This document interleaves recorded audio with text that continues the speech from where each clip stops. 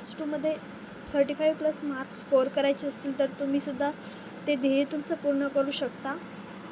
तर सर्वात अगोदर तुम्हाला हॉट्स क्वेश्चन म्हणजेच क्वेश्चन नंबर 4मध्ये येणारे हॉट्स करायचे आहेत आणि 3. तर हे क्वेश्चन कुठून येतात ते तुम्हाला सिक्रेट सांगणार आहे आज मी. तर तुम्ही हे क्वेश्चन्स जे महत्त्वाचे धडे आहेत जसे की similarity, circle, geometric construction, trigonometry and mensuration, एवढ्याच धड्यावर हॉट्स विचारले जातात. बहुतेक वेळी याच धड्यांवर हॉट्स विचारले गेले आहेत. तर तुम्हाला हॉट्स कुठून मिळतात या धड्यावर, तर तुम्ही एक्झाम्पल फॉर प्रॅक्टिसमध्ये जाऊन 4 मार्क्स क्वेश्चन असे एक टॉपिक असतो, त्या टॉपिकमधील सर्व 4 मार्क्स क्वेश्चनचे सर्व करायचे आहेत. त्यातीलच हॉट्स एक तुम्हाला परीक्षेत येणार आहे.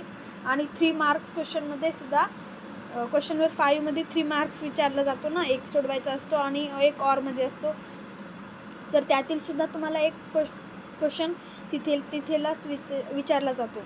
तर तुम्ही एक्झाम्पल फॉर प्रॅक्टिसमध्ये जाऊन तेथीलच जास्त प्रश्नांचा सराव करा. तेथूनच हॉट्स विचारले जातात.